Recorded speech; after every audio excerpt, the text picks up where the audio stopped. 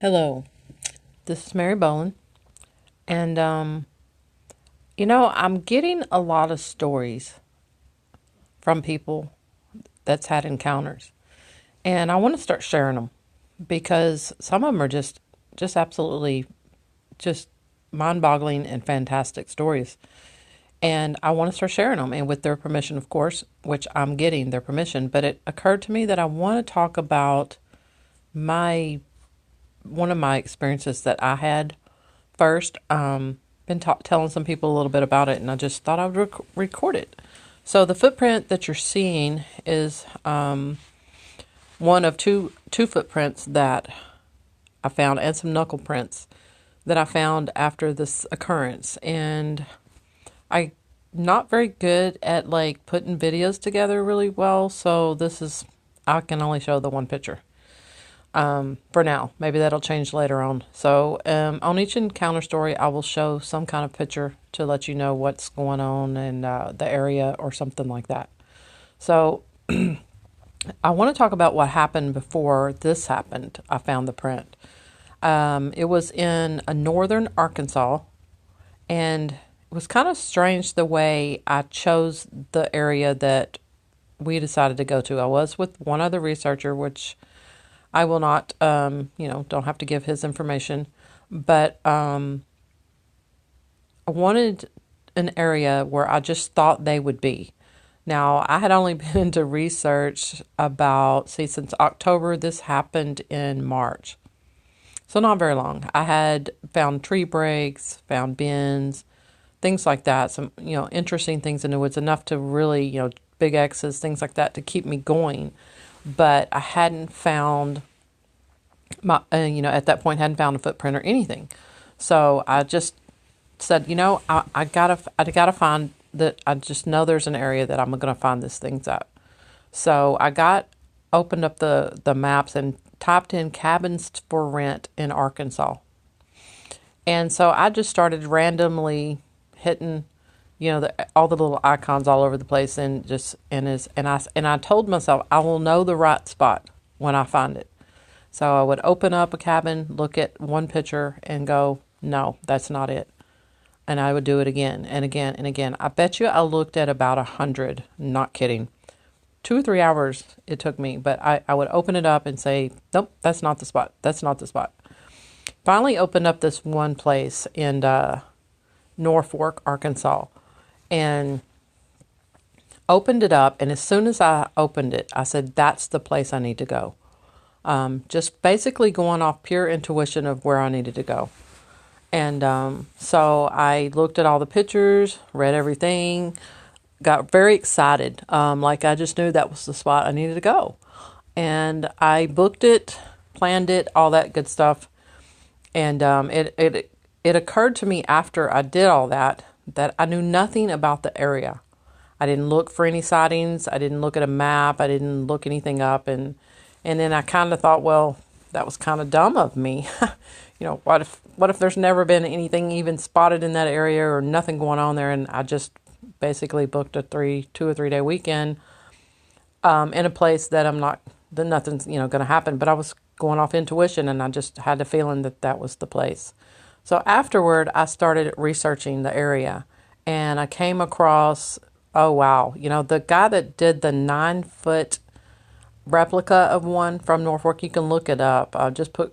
Look up Norfolk, Arkansas, the Bigfoot sightings, and the first thing will come up is a guy with standing next to a statue that he had made, and I believe it cost him like $9,000 to make the statue of one that he had seen and had on his property on more than one occasion. And there was other sightings stories in the area. So I was very excited, as you can imagine, after I found that out. I was like, well, I guess maybe my intuition is pretty good. So very excited about it. Get up there. The first night was very windy. So windy that all you could hear was just trees, wind blowing very, very hard. And I was very disappointed because I was thinking, oh no, here we are I wanted to play some sounds, Bigfoot sounds, which by the way, people told me not to do. I'd always wanted to try it, but I didn't want to try it like close to my house, like where I live, where I was finding some breaks and structures because I didn't, just in case it worked, I didn't want something to come up, like get very interested in my house because I have children and small animals, things like that. And of course, people that live next door to me and across, and probably not the best idea to start playing sounds and call them up to my house. So I had always wanted to try it just to see what would happen. And I thought, well, what a great place to try it out here in the middle of nowhere. This cabin was in the middle of nowhere. I mean, there was miles around that there was no other house, no cabins, no nothing. It was just a one single lone cabin. And so the first night, it was very windy. Just didn't even try anything really. Couldn't, it was, and it got real cold. A cold front was coming through. So on the next night, which was Friday night, I had looked at the report. The wind was going to calm down to basically 0 miles an hour, which you can't beat 0 miles an hour now. So I was excited about that. So the second night, I started around, I don't know, I'd say 5, 6 in the evening, afternoon. Started to play sounds, just different, sounds that I got off the internet on a loudspeaker, sitting on top of the deck, out back. There was a very nice deck you could walk out on, and I would set it up there and just play it for, I don't know, 2, 3, 4 minutes, and then I would stop and then listen. And man, was it loud. It just echoed. I'm glad there wasn't any other houses around because people probably would have been freaking out. But so I would do that and listen and hear nothing.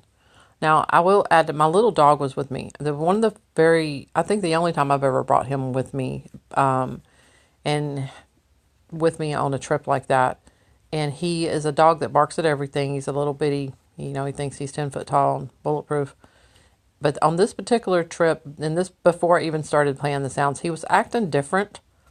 He would look on the side of the house, on the side of the cabin off to the left, and he would just have a low growl, and he stayed, right next to me. He wouldn't even go pee or poop without me, like, being right next to him. Like, he would walk a step, look at me, like, come on, and I would walk a step going, come on, go on out here and do your stuff. And he would not go unless I walked with him. So I would walk with him. He would do his business as fast as he could, and then he would come right back and stand behind me. And he always had this low growl. Like, he would look in the same area, and he'd have a low growl. And I thought that was different and odd because I've never seen him act that way before. But so I played the sounds on and off, on and off, on and off, on and off. Didn't hear anything, didn't see anything. And this went on for, I'd say, till about 1 in the morning. And it was just freezing cold. I think the temperature that night was 23 degrees, even though it was March. It was just had a very, very cold front come in. No snow, no ice, no rain. It was clear and stuff like that. But so finally about 1 a.m., we decided to go in. The other researcher went off to his area room, doing whatever, charging recorders and checking stuff and just kind of done for the night. And I stayed in there, just didn't want to give up. I was like, man, I really thought that would work. Like, I've heard other people say how well that worked. And I just was disappointed that it didn't work. So I was just straightening up and, just doing little things, anything to keep from giving up for the night. And I was standing by the kitchen sink, and there's a window right behind me. There's also a window right down the same side of the cabin. There's another window. Then you take a right, there's the wall to the front door. And then on that wall, there's 2 double windows. And then there's another wall that comes on your left, which is where the deck is. And that also is a double window, big window. And there was no curtains or blinds on the windows, which I thought was cool at first, when I was there, because I thought, wow, look what a beautiful view. You get to see everything. But at night, I guess not, anything could see in. But, I guess you're out in the middle of nowhere and they just think that you don't have to worry about it. So, but I was standing there next to the sink with the kitchen window behind me, which is a smaller window. And all of a sudden I started getting the feeling that something was watching me. Something was looking in and watching me. And I started glancing around at the windows, and I turned, kind of backed off from that kitchen window and looked at it, and I was thinking, oh, please don't see a face. Please don't see a face up in the window, which I didn't. But I got into the middle of the room, and I just kind of and I was I was looking around from window to window to window, just kind of half expecting something to happen. Like the feeling was very strong that something was watching me. And so I kept looking around, glancing around. After about 10 minutes or so, I started telling myself, well, maybe it's just me. I'm just thinking, I'm just being silly. It must, there's nothing happening. So, I'm just thinking that, and there's no reason to be thinking that.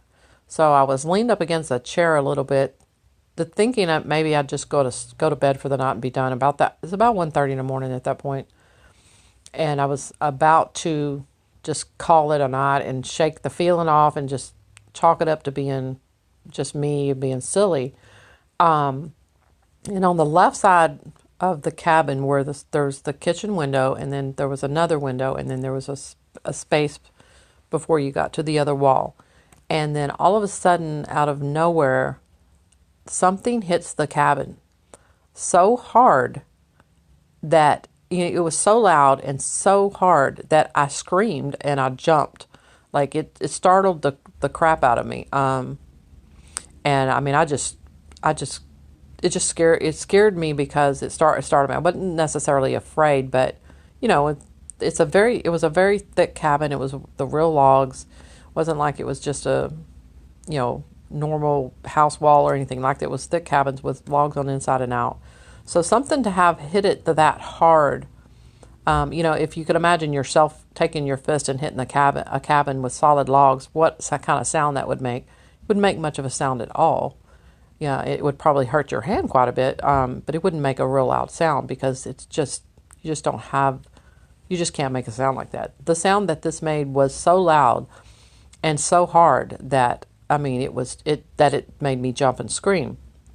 Now, I didn't see anything in the windows or anything like that, but when I heard it, now there was no wind blowing keep that in mind, that night it was zero wind. There was no trees next to the cabin. All the trees were probably past the vehicles I would say over to the left on that side of the cabin. I would say 50 feet before you get to the first tree line, and they were small trees, probably 15 foot tall or something like that. And then the forest was all behind all that. But there was no logs or I'm sorry, no trees, big trees or anything like that close to the cabin. No wind blowing. So, I immediately ruled out something could have fell out of a tree and hit the cabin or something like that. Of course, the other researcher with me heard it as well. And we immediately got our flashlights and went outside. Didn't have very good flashlights. This, like I said, it was pretty new at this. Had a very small flashlight. They probably, maybe you could see 3 feet if that. Quite dark out there. Didn't get off the porch area. Just kind of looked around. Didn't see anything or anything like that. And so came in and just amazed at that. And like I said, just couldn't believe that had happened. So anyways, the next morning I go out on the back side of the cabin where there's a deck. The deck's about 12 to 14 feet off the ground. And I'm just looking over the edge of this is not the side, by the way, that I got the hit. It was on the opposite side, but I was outside just looking at the ground, not looking for anything, just waking up and trying to look, it's beautiful out there, looking around. And I looked straight down from the deck and I said, there's a footprint. And I was telling myself that there's a footprint. I see a big footprint. And I got very excited. Of course, I ran down and ran around down there, and I found a very good sized footprint. Didn't cast it. Wasn't even really thinking about casting. So new at this, I wasn't really even. I didn't think I was going to find a footprint. I didn't think about casting it, but it was on very hard, rocky dirt. So I don't know that I could have casted it. Although I've been told now that if you do it a certain way, you could cast it. But I did take pictures, and one of the pictures right behind that other footprint, was this one. Which seems like it's a three-toed print. They were both about 15 to 16 inches in length. You can clearly see the toes on it. That footprint was about 2 to 3 foot back behind, kind of to the side of that one. They were two distinctive footprints. They were not the same. So, two different individuals left them footprints. Went after I took the pictures and all that, went around to the other side of the cabin. And it had more grass on the ground, kind of in the rocky, really hard dirt. So didn't find any footprints beside the cabin where we had heard the hit. But off about 10 foot or so, there was I don't know, something that looked like knuckle prints with a almost like a little weird looking glyph above it. And I did take a picture of that as well. So that's what I found after getting the hit on the cabin the very next day. And so I was extremely excited about it. And just made me want to find out more.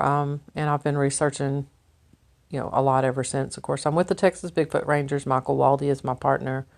And we've been on lots of trips. Had a couple of things happen, but that was my most significant as of today thing that happened. Well, except for the talking slash vocalizations I heard, which is in a different part of northern Arkansas. But I will just talk about this today because I want to just leave it to this one incident that happened. I just wanted to share that because like I said, I want to start telling other people's stories, and I thought I would give some info on my own story. Like I said, this is not the best video. I'm not like an expert at making anything. I'm just going to tell the stories as they're told to me.